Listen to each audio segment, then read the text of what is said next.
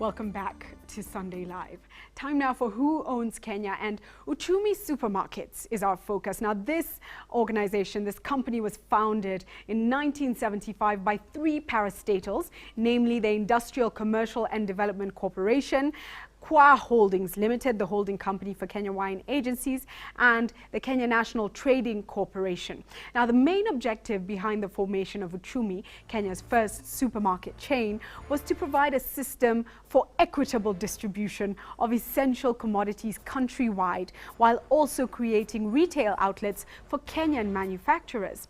Now, a year after the formation of Uchumi, the government, which was the actual sole shareholder of the supermarkets chain by virtue of owning the three parastatals, entered into a management agreement with Standa Spa, an Italian supermarket chain, to train Kenyans to run the new enterprise.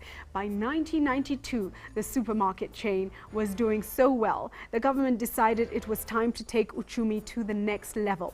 Therefore, Uchumi Supermarkets was listed at the NSE, and new shareholders came on board as the government significantly reduced its shareholding by offloading about 60 million shares.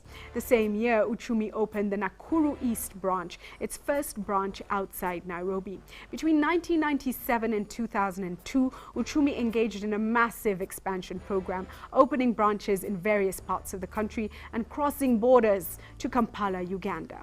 By 2005, the supermarket chain was hurting financially from expanding too fast too soon. That year, Uchumi closed 10 loss-making branches, but still, that was not enough to shore up the company financially. Not even a rights issue could save the company at that point in time. Thus, in 2006, Uchumi was declared insolvent and put under receivership. Jonathan Siano, a corporate turnaround executive, was given the unenviable task of giving a kiss of life to what was, for all purposes and intents, a corpse of a company. Quite surprisingly, the new receiver manager was not only revived Uchumi from near death, but most of all got the company back to profitability and back at the NSE in a record 5 years after it had been kicked out following receivership. Now, the rest of the Uchumi story, as they say, is history. The company is back to profitability and has become something of a Kenyan icon in the region, with additional branches in Kampala, Dar es Salaam, and expansion plans for southern Sudan and other regional centers as well. Now, in the last 3 or so years, Uchumi has made a handsome profit of about 500 million shillings for its 12,000 shareholders, a commendable feat for a company that just 5 years ago was staring at death right in the eye. So, who owns Uchumi Supermarkets today? Today we go about things a little bit differently because of some interesting aspects surrounding Uchumi shareholding. And going through the records at the Nairobi Security Exchange, NSE, makes an interesting read on the structure of Uchumi shareholding. Besides individuals and traditional institutional investors, among the significant shareholders of Uchumi Supermarkets include an interesting array of manufacturing firms not usually associated with NSE. Now, these include companies like Bidco, Mumias Sugar Company, Brookside Dairy is on the list, Farmer's Choice is also on that list, Premier Flour Mills is on the list, Mini Bakeries is on the list, Unga Limited as well, New KCC Limited. Shares held by these manufacturing firms range from $500,000 for the lowest to about 2.5 million for the highest, which is Mumias Sugar Company. Another interesting shareholder in this respect happens to be the Undugu Society of Kenya. Again, not your traditional investor at the NSE. Also in the list of significant shareholders in Uchumi includes proprietor of Dyer and Blair Investment Bank.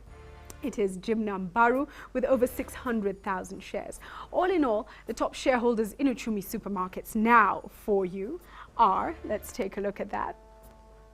At number 8, we have Njoroge Regeru and Company Advocates, who are holding 1.21 million shares that are valued at about 8.71 million shillings. From there, at number 7, we have Jamal Karim. Now, Jamal Karim is holding 1.9 million shares valued at about 13.7 million shillings.